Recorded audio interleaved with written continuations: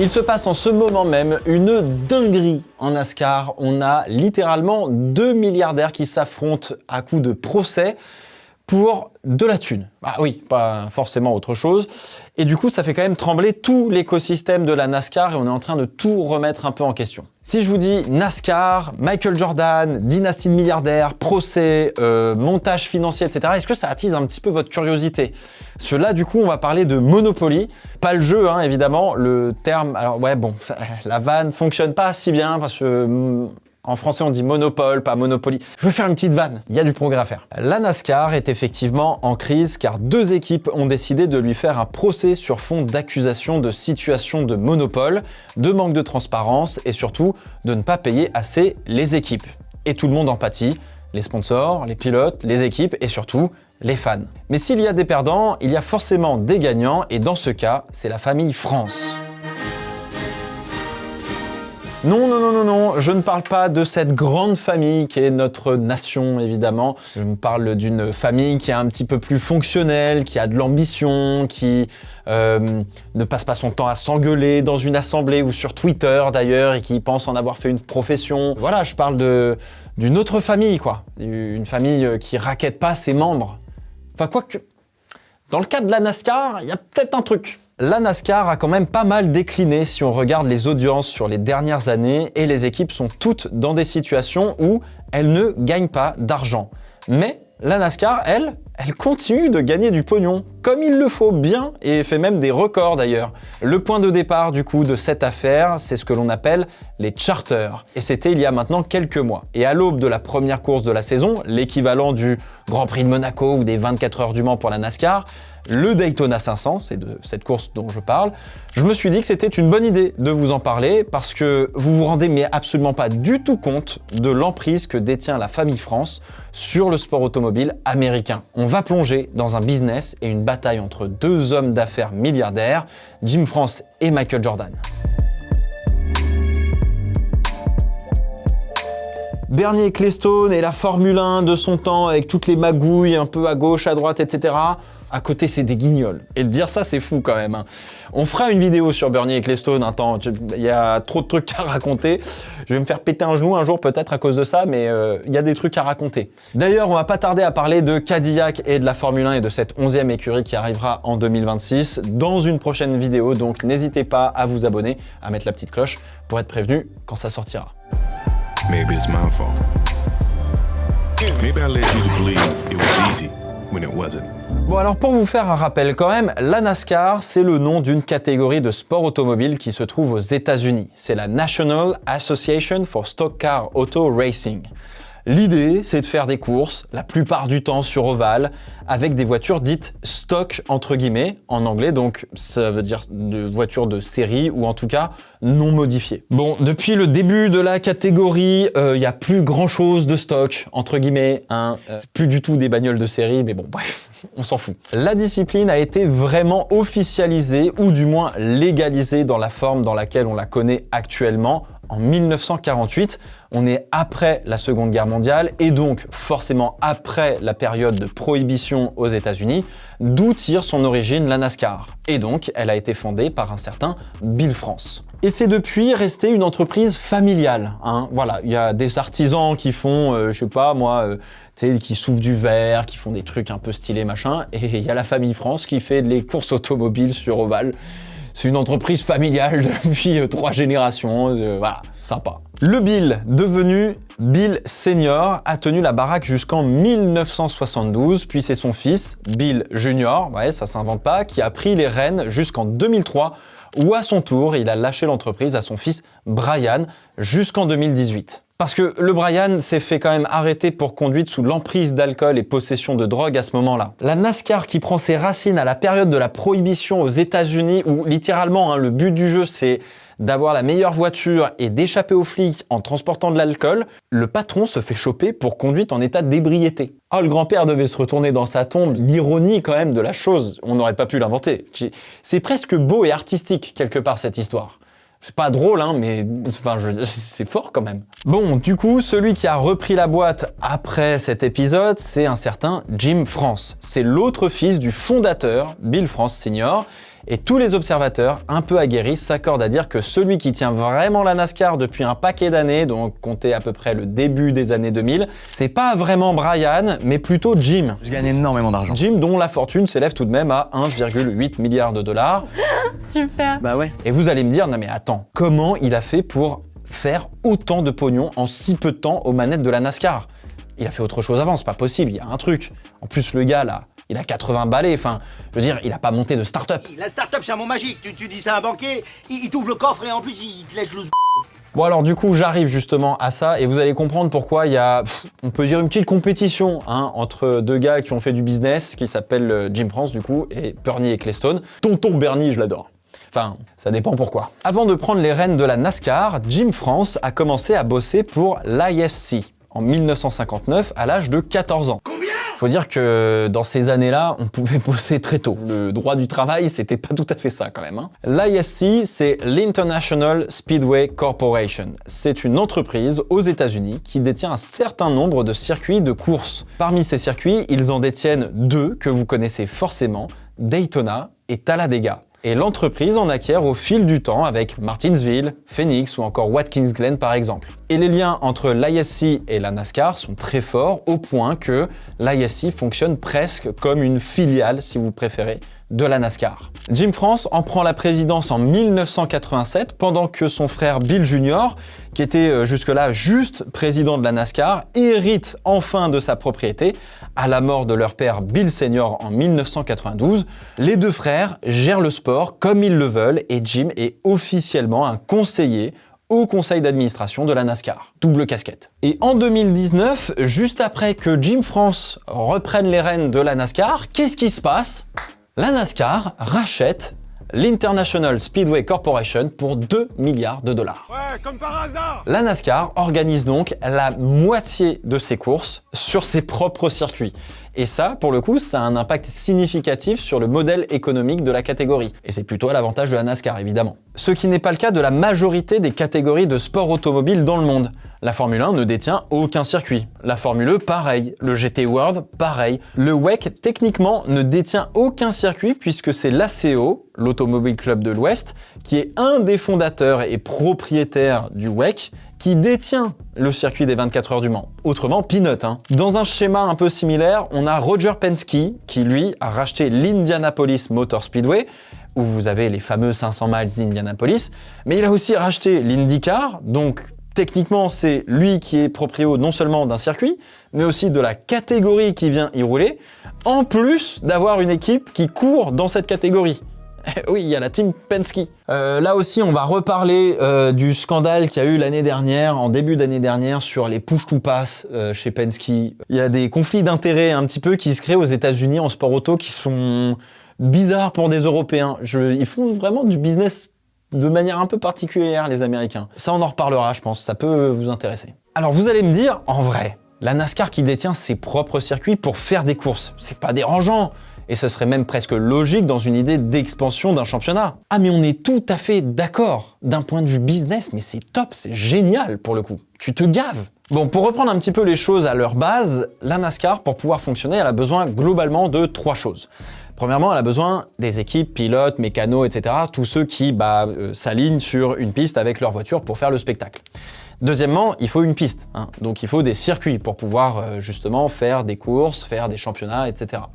Et enfin, accessoirement, et c'est mieux quand même, il faut ce qu'on appelle un organe régulateur, donc c'est-à-dire des gens qui font des règlements techniques, des règlements sportifs, et avec ça vient aussi, je mets dans le même panier, la sécurité, donc pour pouvoir intervenir en cas d'accident, etc., pour que ça puisse se faire correctement et pas de manière sauvage. Et donc, si le job est pas trop mal fait, on a souvent du spectacle impressionnant. Spectacle qui va attirer des médias, comme la télé par exemple, et donc de l'exposition médiatique. Et donc potentiellement des sponsors. La catégorie va prendre en valeur et vous allez avoir une pelle de pilotes et d'équipes, même de sponsors d'ailleurs, qui vont venir toquer à votre porte pour vous dire « Hey, moi aussi je veux participer là, ça a l'air vachement rigolo votre machin là, on a l'air de bien se marrer là, c'est cool, moi aussi je veux être là. » La question maintenant c'est comment on fait du pognon avec tout ça. La plus grosse source de revenus pour les sports en règle générale, ce sont les droits TV. Les chaînes de télévision payent pour avoir le droit de diffuser les courses de NASCAR. Typiquement, par exemple, Canal+ paye à tous les championnats qu'elle diffuse des droits. Elle a payé à Liberty Media 60 millions d'euros par saison pour diffuser les Grands Prix de Formule 1. Et de 2022 à 2029, leur contrat a été renouvelé avec une hausse significative du prix payé à la Formule 1. De combien, je ne sais pas pour le coup. J'avais vu des rumeurs qui disaient 90 millions d'euros par saison, mais le chiffre me paraît quand même très fort. C'est pas une info en tout cas, c'est qu'une rumeur et non. Si on revient à la NASCAR, elle a signé un deal avec plusieurs plateformes de diffusion dont Amazon, Fox ou encore NBC et d'autres diffuseurs, évalués à 1,1 milliard de dollars par saison sur une durée de 7 ans. Et je ne compte pas les sponsors propres à la NASCAR où on parle d'un peu moins d'1 milliard de dollars, mais aussi sur plusieurs années en fonction des contrats, si j'ai bien vérifié mes sources. Ça commence à en faire de l'oseille tout ça là. Peut-être créer un championnat moi. Pour référence, mais ce n'est resté qu'à l'état de rumeur pour le moment, Apple TV voulait prendre l'exclusivité des droits de la Formule 1 dans le monde entier pour diffuser les Grands Prix sur sa propre plateforme. Je vais prendre l'exclusivité, hein? C'est ce que tu voulais, Abderrahman, hein? Parce que toi, t'es un malin. Et le tout en payant 2 milliards de dollars par saison. Qu'est-ce qui te prend, t'es ouf ou quoi? On avait dit 50 000.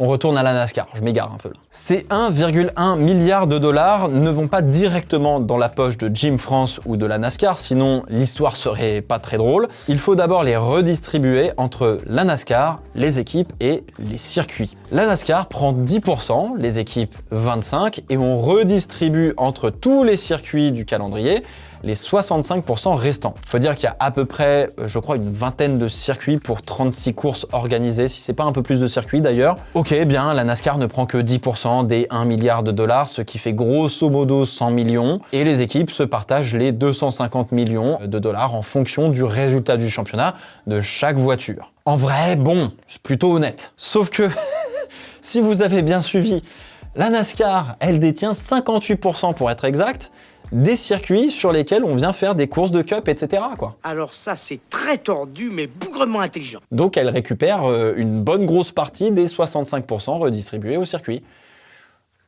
Ça gonfle un peu la facture, quoi. Ça fait plaisir. Donc la NASCAR ne récupère pas juste 100 millions de dollars, mais plutôt aux alentours des 500. Et c'est pas fini, parce que ils n'ont pas que ces rentrées d'argent-là. On estime le chiffre d'affaires annuel de la NASCAR à 1,5 milliard de dollars, avec une estimation plutôt basse. Où est le reste? Vous allez me dire, les circuits qu'elle détient rapportent de l'argent, puisqu'on peut les louer pour des courses, des événements, etc. Bref, ça fait rentrer un petit peu de pognon. Évidemment, qui dit circuit dit spectateur, même si la fréquentation n'est parfois pas au top. La NASCAR récupère l'argent des ventes de billets. Elle détient aussi la quasi-totalité des revenus pour le merch des équipes et des pilotes. C'est la NASCAR en fait qui fait tout et vend tout sur ses courses. Les équipes ne reçoivent qu'une toute petite partie des ventes. D'ailleurs, Kyle Larson avait notamment commenté sur Twitter qu'il avait fait plus d'argent en revendant quelques-uns de ses team kits à un événement local en week-end que ce que lui rapportait le deal qu'il avait avec la NASCAR sur 1 an de vente. 1 an de vente. Le deal que les équipes et les pilotes doivent avoir doit être absolument mais catastrophique et ne doit mais rien rapporter parce que là, en plus, on parle de Kyle Larson, ce qui est pas un inconnu, hein, c'est quand même un Lando Norris, si tu préfères, c'est une tête d'affiche de la NASCAR, tu vois, c'est pas un pilote inconnu. Mais c'est pas fini, il y a d'autres moyens de faire du pognon, comme par exemple racheter tes concurrents. Ah ouais, c'est pas con ça. Mais alors du coup là, on va vraiment parler de la NASCAR dans sa globalité en tant qu'entreprise et pas juste parler de la NASCAR genre la Cup Series. C'est le championnat en lui-même. De base, aux États-Unis, la NASCAR a toujours eu ce que l'on appelle la Cup Series. C'est un peu la Formule 1 de la course de stock car entre guillemets sur ovale. C'est elle qu'on regarde sur Automoto la chaîne avec Pat et Phil. Et d'ailleurs, j'avais eu la chance de réaliser un rêve de gosse en commentant avec Pat et Adrien Padios la course de Talladega l'année dernière. Bref, je m'égare un peu. La NASCAR a aussi 2 autres catégories entre guillemets juniors ou d'accès à la Cup Series. On va parler de la Xfinity, qui est donc une sorte de F2 de la NASCAR, et de la Truck Series, qui est une sorte de F3 dans l'échelle de la pyramide d'accès à cette fameuse Cup Series. Alors je sais pas pourquoi, mais j'ai toujours adoré le concept de la Truck Series depuis que je suis gamin. Je regardais ça quand j'étais tout petit, en fin des années 90, début des années 2000 sur AB Moteur à l'époque. L'idée de faire des pick-up de course et de rouler sur ovale avec, je trouve l'idée géniale. Je sais pas vous l'expliquer, je sais pas pourquoi. Truck Series, et il y a rien de plus stylé. Sauf qu'aux États-Unis, il y a un concurrent à la NASCAR, ou du moins pour ces catégories juniors. Ça s'appelle l'ARCA. L'ARCA, c'est l'Automobile Racing Club of America. Et ils organisent plusieurs championnats de stock car régionaux, ainsi qu'une ligue semi-professionnelle qui coûtait aux équipes et aux pilotes beaucoup moins cher et qui servait de tremplin pour la Cup Series, pour la NASCAR. Cette série-là, elle s'appelle l'ARCA Menard Series. La série sert toujours de tremplin puisqu'elle existe toujours et se dispute majoritairement dans l'Est des États-Unis. Mais désormais, la NASCAR récupère les fruits de cette série, rachat opéré en 2018. Alors, est-ce qu'on peut partir du principe que c'est plutôt un deal qui a été orchestré par un certain Jim France plutôt que Brian qui était un petit peu plus sur le forcing de la boisson, hein, si on peut dire ça comme ça, je vous fais pas trop un dessin. Bon, maintenant que la NASCAR régit la quasi-totalité des courses sur ovale aux États-Unis, vous allez me dire, mais qu'est-ce qu'on peut ajouter de plus dans le caddie là, hein, pour faire un peu plus de pognon, pour faire d'autres choses? Je vais vous répondre. Il y a quelques jours, voire semaines déjà, on a eu l'un des premiers gros événements sport auto de l'année. Pas le Dakar, d'ailleurs le vlog est ici si vous voulez le voir. Non, je parle de la première course de renom sur circuit de l'année, les 24 heures de Daytona. Et aux 24 heures de Daytona, on y trouve le championnat nord-américain d'endurance, l'IMSA. Là-dedans, vous retrouverez les LMDH, des GT3 et même des LMP2 d'ailleurs. Les catégories portent des noms différents de leurs cousines du WEC, mais bon, je ne rentre pas dedans, on aura l'occasion d'en reparler dans l'année. Et qui est-ce qui a racheté l'IMSA en 2013 alors que ça s'appelait encore le United Sports Car Championship?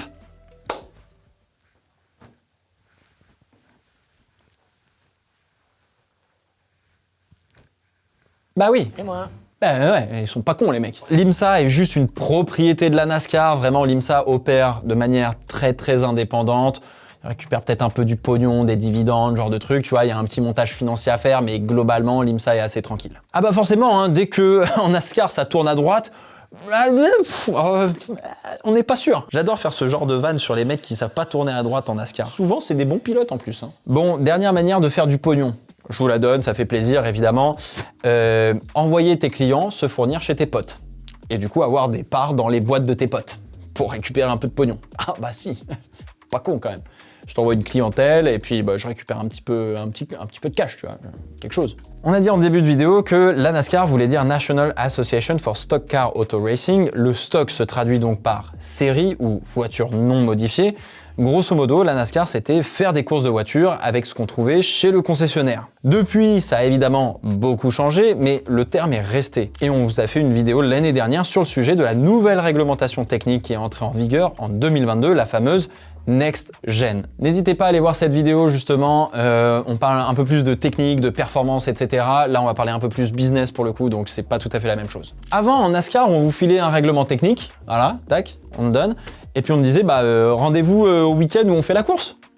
Et puis on passera le contrôle technique et puis bah faut que ça passe mon ref, sinon c'est pas bon. Bon courage pour la bagnole. Et c'est majoritairement aussi le cas en Formule 1 où on donne un règlement technique et bah bon courage. Hein. Mais de plus en plus en fait les voitures partagent des pièces communes qui sont généralement plutôt liées à la sécurité ou en tout cas qui ne sont pas des pièces liées directement à la performance.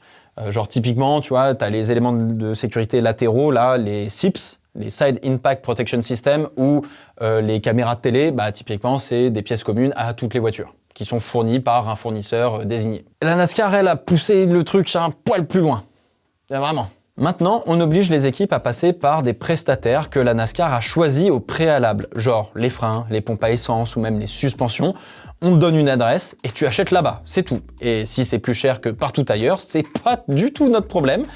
Il y a marqué NASCAR, c'est homologué NASCAR, autrement, bah, si tu as d'autres pièces, tu cours pas. C'est aussi simple que ça. Toutes les voitures ont le même châssis, c'est donc la base de la voiture, c'est une architecture tubulaire, donc un assemblage de tubes, et on vient y ajouter les autres éléments, moteur, boîte de vitesse, cockpit, train avant, train arrière, carrosserie, etc. Bref, on a donc des fournisseurs de pièces approuvés par la NASCAR, dont la NASCAR tire très certainement des revenus car elle fournit une clientèle qui n'a d'autre choix que d'aller chez ses fournisseurs. Sont pas cons les mecs, hein. Alors oui, les next-gen, qui sont ces nouvelles voitures, coûtent quand même 2 fois plus cher que la génération d'avant. Alors déjà que les équipes gagnaient pas d'argent, là on est vraiment en train de les saigner. Vraiment, c'est... Allez, redonne-moi un petit peu plus de pognon, s'il te plaît. Allez, hop, hop. Dépense. Jeff Gordon, ancienne légende de la NASCAR, qui maintenant est impliqué dans la gestion de l'équipe la plus emblématique du championnat, genre Ferrari de la NASCAR si vous préférez, ça s'appelle la Hendrick Motorsport. Il le dit lui-même, la Hendrick ne gagne pas d'argent. Et c'est le cas depuis 10 ans. We don't make money, right? I mean, it's one of those, I don't think Hendrick Motorsports has made a profit in 10 years. Juste une voiture à aligner sur la piste, ça va chercher dans les 18 millions de dollars par an, sans compter ce que te coûte d'engager un pilote pour la conduire. Donc les équipes de NASCAR sont ultra dépendantes des sponsors qu'elles vont récupérer pour financer leur saison. Et depuis 2016, 11 équipes ont fait faillite. Il y a donc un vrai problème d'écosystème en NASCAR parce que faire du pognon, c'est pas ça le problème, c'est comment il est redistribué en fait. Il n'est pas redistribué dans les bonnes conditions, ou en tout cas, l'argent va pas là où il devrait aller, quoi. Et on arrive enfin à parler de Michael Jordan. C'est pas juste un ancien joueur de basket mythique, ni un ancien joueur de baseball professionnel d'ailleurs, ni juste une icône de Nike, ni un businessman brillant, non. C'est un gars qui prend tout très vite de manière très personnelle, hein. Il tient une petite liste des hommes qu'il veut abattre parce que il pense qu'ils ont tort, tout simplement. Sur cette liste, mise à jour, Jim France. Probablement. Alors, vous le savez peut-être pas, mais Michael Jordan, il est fan de NASCAR. Il est fan depuis tout petit. Parce que oui, la famille Jordan, emmenée par leur père James, allait déjà sur les courses de Cup, Charlotte, Talladega ou encore Darlington par exemple. Parce que c'est le James en fait qui a mis tout le monde à la NASCAR dans la famille. Il aimait ça parce que lui-même bossait sur des moteurs sur son temps libre. Michael Jordan d'ailleurs que vous avez rarement vu sur un Grand Prix de Formule 1. Et c'est là où tu fais un peu la différence entre fan de sport auto et fan de NASCAR, tu vois. Fan de NASCAR, c'est très particulier. Mais comme il y a des fans de Formule 1 qui sont pas du tout fans du WEC, de NASCAR, de sport auto en règle générale. C'est une Formule 1, tu vois, par exemple. Il y a rien de mal, hein. Il me semble de mémoire que la dernière fois qu'on a vu Michael Jordan sur un Grand Prix de Formule 1, c'était pour prendre cette photo de GOAT absolu au Grand Prix de Miami en 2022. Bon alors, je suis désolé de vous le dire comme ça, hein, mais il y a 3 GOAT incontestés et David Beckham. Pour le foot, moi, je préfère un peu Zizou ou d'autres. Après, David Beckham, ça reste un des GOAT. Bon, après, Hamilton, on peut aussi commencer à discuter dans tous les sens. Peut-être que le GOAT absolu, c'est Michael Schumacher ou Fangio. Mais de sa génération, Lewis Hamilton, ça reste quand même un GOAT, tu vois. Relativement incontesté. Je vais déclencher une guerre dans les commentaires, je le sais. Non, mais terminé, démerdez-vous. Tout ça pour dire que Michael Jordan, il est donc passionné de NASCAR. Et en 2020, il fonde avec un pilote en activité, Denny Hamlin, l'écurie 2311. 23 pour le célèbre numéro de Michael Jordan en NBA, 11 pour le numéro de voiture avec laquelle Denny Hamlin roule depuis le début de sa carrière en Cup. Denny Hamlin, vous savez là, c'est le gars qui a la grande gueule là, c'est celui qui une fois passé l'arrivée prend le micro, insulte les fans directement. Moi, ça me fait plaisir ces gars là qui sont pas lisses comme tous les pilotes qu'on a en règle générale, qui sont média traînés, machin. Lui, il dit ce qu'il pense et terminé quoi. J'adore. Alors, je m'attarde juste 2 secondes parce que Denny Hamlin roule toujours en Cup Series pendant que il y a aussi sa propre écurie qui roule avec lui. Sauf que, en fait, c'est comme si vous aviez Fernando Alonso qui était copropriétaire d'une écurie genre Williams, mais qui roulait pour Aston Martin. Conflit d'intérêts, Amérique, tout ça, bon, vous avez compris. Hein, je vous fais pas un dessin, c'est... Bon, rien l'interdit, mais why not? Un peu bizarre tout de même.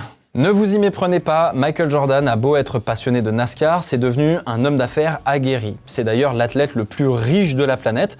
En 2023, ils étaient 8 athlètes actifs ou retraités à être milliardaires. Et Michael Jordan, c'est le top 1. Et donc, pour mettre du budget pour financer une équipe, il y a quand même du monde, même s'il ne va pas faire n'importe quoi. Je vous le rappelle, les équipes ne gagnent pas d'argent pour le moment. Mais en faisant un petit effort, ça risque un jour de se produire et c'est tout l'objet de cette vidéo. Et les nouvelles équipes en NASCAR, ces dernières années, sont toutes des équipes soutenues par des investisseurs qui cherchent plutôt une rentabilité avec une espèce de bulle financière, entre guillemets, qu'une équipe plus traditionnelle qui veut juste courir et faire la course. Alors, je dis pas que c'est le cas de Michael Jordan, mais dans le sport auto, en règle générale, ces dernières années, on voit de plus en plus de célébrités investir dans des équipes pour justement profiter d'une bulle plus que par passion entre guillemets, tu vois. Michael Jordan, il est passionné, mais il veut faire du pognon.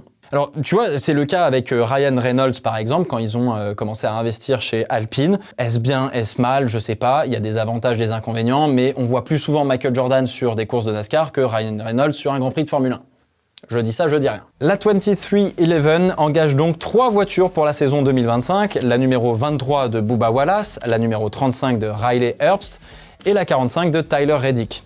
En NASCAR, chaque équipe est libre d'engager le nombre de voitures qu'elle veut dans une limite de 4. Une équipe peut engager une seule voiture, ou bien 2, ou bien 3, ou bien donc 4. D'ailleurs, les voitures de la même équipe ne sont quasiment jamais, je dirais même plutôt certainement jamais, aux mêmes couleurs. Il n'y a aucune harmonie, comme c'est le cas en Formule 1 ou dans le sport auto plutôt européen. Vous allez me dire, mais du coup, pourquoi en fait? Eh bien parce qu'en NASCAR, la référence pour pouvoir s'engager, ce sont des droits d'entrée de voiture et non pas des droits d'entrée d'équipe, comme c'est le cas pour la Formule 1. Et donc la NASCAR met à disposition 36 droits d'entrée pour toute la saison. Donc vous avez 36 voitures qui sont sûres de prendre le départ à chaque course. Et donc ces droits d'entrée, c'est ce que l'on appelle en anglais pour la NASCAR des charters. C'est des chartes en fait, hein, tout simplement, c'est des contrats. C'est comme une place de parking, mais sur la grille de départ de la NASCAR. C'est le même système, si vous préférez, que la franchise pour les équipes de NBA. Chaque équipe de NBA est une franchise. C'est la même chose que les places pour les équipes de Formule 1. On n'appelle pas ça une franchise, ou je ne sais même pas s'il y a un nom pour la Formule 1, mais ça, voilà, c'est un droit d'entrée pour participer au championnat. Les plus fins connaisseurs de la NASCAR me diront attends, moi je compte en général 40 voitures sur les courses. Il y a un problème parce que là tu m'as dit 36. Et oui, vous avez totalement raison, la NASCAR garde dans ce cas 4 places dites ouvertes pour le week-end, pour chaque week-end, pour qu'une équipe qui ne dispute pas toute la saison puisse aligner une voiture au départ. Alors ça se fait beaucoup par exemple pour Daytona et les 500 miles, il y a des mecs qui veulent juste faire cette course prestigieuse, comme en IndyCar aussi, où vous avez des structures qui alignent des voitures juste pour les 500 miles d'Indianapolis. C'est ce qu'avait fait Fernando Alonso quand il les avait fait par exemple en 2017. En fait, c'est comme si un jour on avait un gars qui mettait beaucoup de budget pour construire une Formule 1 et disputer seulement le Grand Prix de Monaco. Parce que c'est méga prestigieux et qu'il a envie de participer au Grand Prix de Monaco. Alors comme ça, on pourrait avoir genre 3-4 voitures indépendantes, tu vois, qui se joignent à la fête. Ça se faisait en Formule 1 aussi, même dans le sport auto européen, ça se faisait il y a longtemps. Et maintenant, c'est révolu parce que justement, c'est méga cadré, tu vois. Ces 36 charters garantissent donc une entrée sur les week-ends de course et donnent le droit de marquer des points pour le championnat et donc de pouvoir toucher une partie de l'argent des droits TV et l'argent des courses. Alors vous comptez 8 à 10 millions de dollars par an, globalement, pour un charter. Ça dit aussi combien les équipes touchent de droits TV justement, tu vois. Ces charters ont été créés d'ailleurs en 2016 et devaient être renégociés en 2024. Ces charters qui garantissent une entrée ont donc tous la même valeur de base. Cette valeur va juste fluctuer en fonction de leur rareté et en fonction de la valeur du sport. En 2016, typiquement, tu vois, un charter, ça se négociait aux alentours des 2 millions de dollars. Début 2024, un charter s'est négocié à 40 millions de dollars. Donc, une équipe a vendu un de ces charters, donc une des places sur la grille pour une voiture, à une autre équipe. Tant mieux, ça donne aux équipes un actif financier de plus qui leur permet aussi d'avoir une plus grande valeur et de donner de la stabilité au sport. Et c'est ça que recherche Michael Jordan, en plus de se faire un kiff, de participer à la NASCAR si vous préférez, c'est de faire une plus-value sur une équipe qu'il a peut-être créée et donc de revendre un charter peut-être plus cher qu'il ne l'a acheté. Et dans le courant de la deuxième partie d'année 2024, après plusieurs mois de négociations, voire années de discussions et de négociations, on a envoyé aux équipes les clauses des nouveaux charters pour la période 2025-2031. J'oublie de dire un dernier truc, c'est que la NASCAR se réserve le droit de te retirer le charter à tout moment si elle juge elle-même que en fait tu fais pas suffisamment bien le boulot pour aligner des bagnoles sur le départ. Ou que en fait c'est pour éviter les HRT, les Marussia, et puis il y avait quoi d'autre, les Caterham, etc. Tu sais, début des années 2010 là, ces équipes qui étaient à 3 secondes des temps. C'est pour éviter ça et la NASCAR a dit toi t'es pas assez bon. Allez, charter, merci, au revoir. Donc le vendredi 6 septembre 2024, la veille d'un week-end où tout le monde s'apprêtait à partir tranquillement, 18h30, t'es déjà presque même parti. Eh bien, les équipes reçoivent toutes les nouveaux charters justement et doivent signer avant minuit. Sinon, le charter, c'est ciao. Le charter, là, qui vaut 40 millions, d'accord ? 40 bâtons. Oh, pas cool. Belle technique hein, de fonctionnaire administratif, là c'est chou. Ah les bâtards. Envoyer ça le vendredi soir et dire avant minuit sinon c'est ciao, c'est quand même culotté je trouve. C'est donc ce qu'on pourrait appeler une véritable prise d'otage de la part de la NASCAR sur toutes les équipes. Le rapport de force est très simple, les équipes ont le couteau sous la gorge car elles ont des centaines d'employés, des ateliers, des pièces uniquement dédiées pour participer à la Cup Series, ils ont des engagements contractuels des sponsors pour payer leurs factures, bref, peu importe le deal, s'ils ont plus de garantie d'être admis sur les week-ends de course, toute leur entreprise ne sert plus à rien, c'est terminé, ça n'a plus aucune valeur que les objets qu'ils ont dans cette entreprise. La NASCAR a donc profité de ce rapport de force pour faire passer ces nouveaux charters. D'après des sites d'information spécialisés sur la NASCAR, les nouveaux charters permettent tout de même aux équipes de récupérer non pas 25% des droits TV, mais dans les environs des 35%. Il y a un peu de bénéfice. Sauf qu'apparemment, dans ces nouveaux charters, il y a des droits, genre des clauses, etc., qui ont été retirés aux équipes pour que la NASCAR s'arrange un petit peu pour récupérer un peu plus de pognon sur les droits TV, etc., etc. Globalement, les charters sont pas à l'avantage des équipes par rapport à avant. En fait, globalement, la NASCAR a jamais trop aimé cette idée de mettre en place des charters. 13 des 15 équipes disposant de charters ont signé, plutôt à contre-cœur, hein, évidemment, et seuls 23XI et Front Row Motorsport ont refusé. Ce sont les seules équipes qui, à ce moment-là, étaient en processus d'acheter des nouveaux charters pour 2025 jusqu'à la fin de période 2031. Très peu de propriétaires ou de figures importantes de la discipline se sont exprimés sur le sujet des charters, certainement par peur de représailles avec la NASCAR. Mais on peut compter Richard Childress, propriétaire du Richard Childress Racing, ça s'invente pas, qui a déclaré, je cite, « Je n'avais pas le choix, nous avons dû signer, j'ai plus de 400 employés, des contrats avec des constructeurs, des contrats avec des sponsors, je dois prendre soin de mon équipe. » Une autre figure s'est exprimée sur le sujet, Brad Keselowski, propriétaire et pilote de RFK Racing. « Nous allons toujours nous battre pour une part du gâteau, je veux juste la paix, je veux que toute notre industrie se concentre sur la croissance du sport et la création de mesures incitatives qui nous permettent à tous d'être gagnants lorsque cela se produira. » Et si on parle de l'intéressé, en l'occurrence de Michael Jordan, il a déclaré « J'aime le sport automobile et la passion de nos fans, mais la manière dont la NASCAR est gérée aujourd'hui est injuste pour les équipes, les pilotes, les sponsors et les fans. L'action d'aujourd'hui montre que je suis prêt à me battre pour un marché compétitif où tout le monde est gagnant. » Donc oui, il y a un sérieux problème de répartition de l'argent gagné dans l'écosystème de la NASCAR et qui n'est pas redistribué correctement aux équipes et qui contribue du coup pas du tout à la croissance du sport et à sa stabilité. Et c'est dommage. Mais alors, c'est quoi les accusations que Front Row Motorsport et 23XI font à la NASCAR pour justement faire un procès? Globalement, à peu près tout le business de la NASCAR dans sa globalité et cette situation de monopole. Tout ce que je vous ai expliqué en première partie de vidéo sur comment la NASCAR fait du pognon. Voilà. Tout simplement. Les deux équipes accusent la NASCAR de pratiques donc anti-concurrentielles ainsi que de situations monopolistiques. Pour aller même plus loin, et c'est dans un communiqué de l'équipe de Michael Jordan, ils accusent la NASCAR d'avoir acheté la majorité des circuits connus pour la NASCAR. Bah ouais, la NASCAR récupère une partie des fameux 65% qu'on a vu tout à l'heure. Ils accusent aussi d'imposer des deals d'exclusivité aux circuits régis par la NASCAR. La conséquence recherchée, c'est de toucher plus de thunes pour la NASCAR, mais pas les équipes. Le fait d'acquérir l'ARCA, qui a été le seul concurrent un peu de poids face à la NASCAR, bah ouais, quitte à te battre avec un concurrent, le plus simple, c'est de le racheter pour qu'il te fasse gagner de l'argent. Ils accusent aussi le fait que la NASCAR interdise les équipes de participer à d'autres championnats de, entre guillemets, stock car, donc un peu les mêmes catégories, tout en retenant la propriété des pièces et des voitures dites next-gen. D'après ce que je comprends, c'est plutôt le fait que la NASCAR est la propriété intellectuelle plus que la propriété physique de la voiture. C'est-à-dire que les équipes construisent des voitures dont elles n'ont pas la propriété des designs, etc., etc. Et enfin, pour terminer, les équipes accusent la NASCAR de forcer la globalité des équipes à acheter des pièces pour construire leurs voitures exclusivement à des fournisseurs choisis par la NASCAR. Sur ce dernier point, pour faire un parallèle encore une fois avec la F1, je suis désolé, mais voilà, ça va peut-être un peu plus vous parler.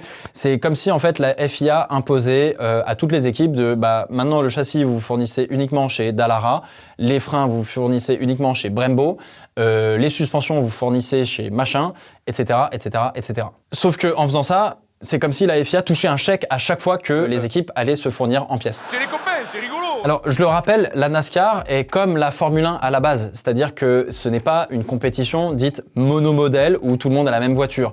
Il y a un règlement technique et on peut trouver justement des petites zones pour pouvoir essayer de trouver de la performance. Après, le problème, c'est que le règlement de la Cup est tellement strict que ça vaudrait le coup finalement de faire un règlement monomodèle et de dire bon bah maintenant vous fournissez tous là-bas pour acheter une voiture.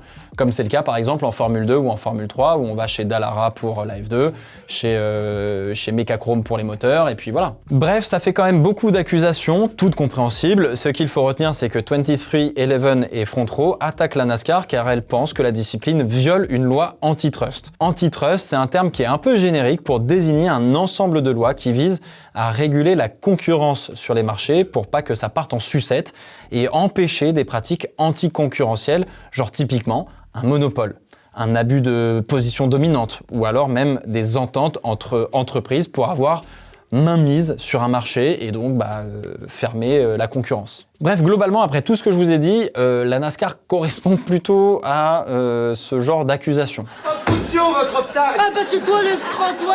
Donc du coup, on va voir la défense de la NASCAR parce que vous n'allez pas se laisser faire les mecs quand même. La meilleure manière de gagner un jeu, c'est de définir soi-même les limites du jeu. La NASCAR soutient qu'elle n'enfreint aucune loi antitrust dans la mesure où ses équipes peuvent choisir d'autres types de courses et de divertissements que la NASCAR, genre aller en IndyCar ou en IMSA ou ailleurs, bref.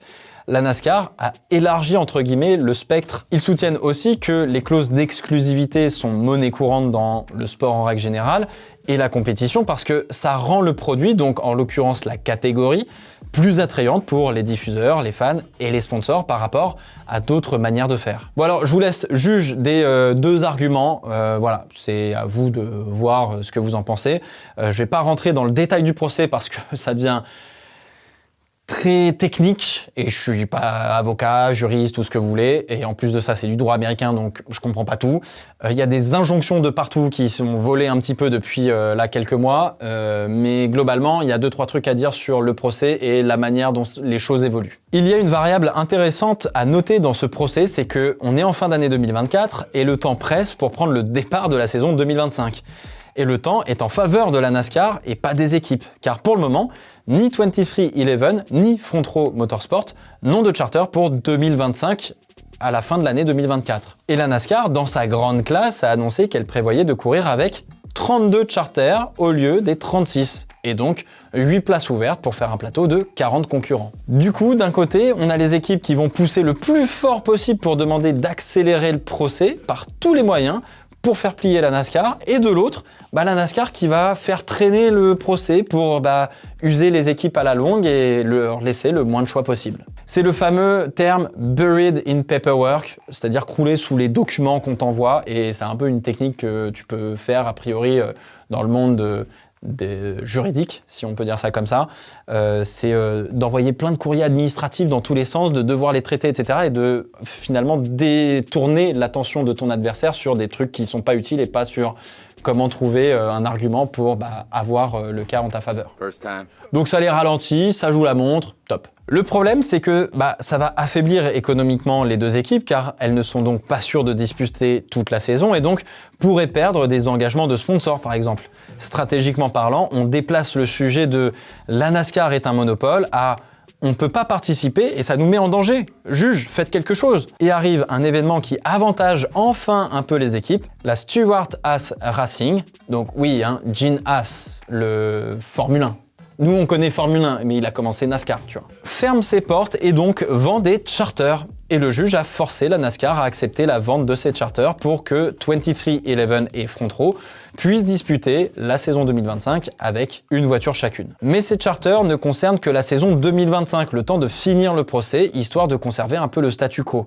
Ils sont donc provisoires. Donc une partie des voitures de Front Row Motorsport et de 23XI roulent avec ce qu'on appelle des places ouvertes, donc sont obligés de chaque semaine quand il y a une course de s'aligner et de dire bonjour, on est là, voilà, machin. Et ces deux équipes ont aussi donc 2 charters où elles ont 2 voitures qui sont sûres de faire toute la saison 2025. Et donc retour au présent, la saison 2025 de NASCAR est en train de commencer, ou du moins on a disputé les courses d'avant championnat, il y a toujours des petites courses un peu sympas, etc. tu vois. Mais la prochaine grosse échéance pour ce procès, c'est donc en mai. Parce qu'en fait, on n'a toujours pas résolu le problème de la NASCAR est un monopole.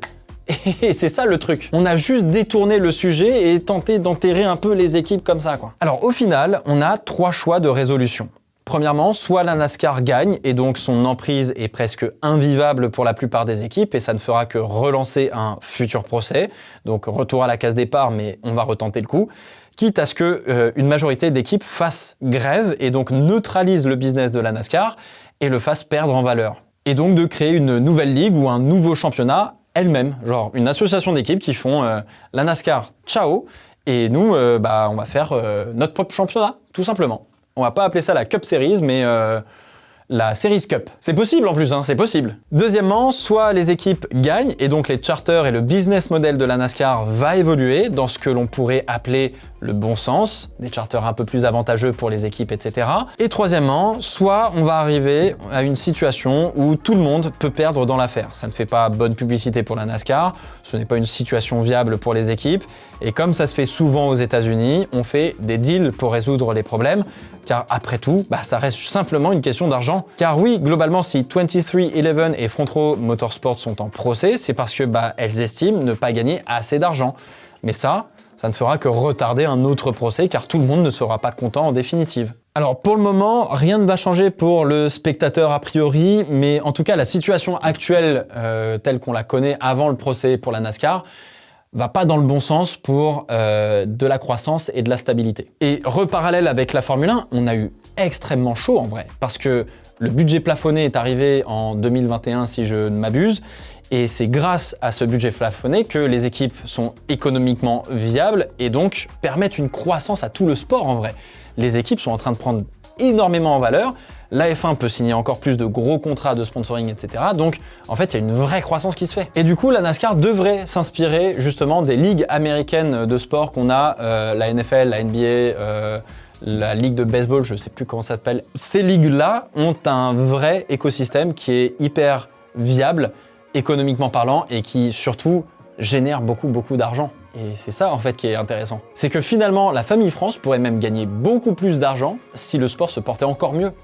Mais ils sont trop greedy les gars, ils sont trop avares. C'est Louis de Funès avec sa petite cassette de thunes là, ça va pas. Bref, Michael Jordan, après avoir marqué de son empreinte la NBA, peut-être à moindre mesure le baseball, parce qu'il a joué vite fait, mais il s'apprête finalement à changer le sport automobile et en particulier la NASCAR et à faire plier la famille France.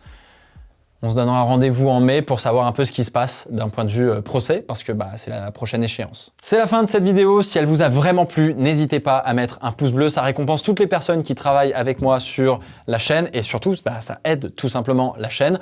Sinon, le petit abonnement, la petite cloche pour être prévenu des prochaines vidéos. En plus, on va pas tarder à parler de Lewis Hamilton et puis même de Cadillac et Andretti et tout en Formule 1, donc voilà. J'attends vos réflexions dans les commentaires pour le coup. Il y a peut-être des choses que j'ai pas vues, peut-être qu'il y a des passionnés de NASCAR qui regardent cette vidéo et qui vont apporter leurs réflexions et tout. Et on essaiera d'en discuter ensemble dans un prochain live pour le coup, ça me ferait vraiment super plaisir. Portez-vous bien, ciao ciao!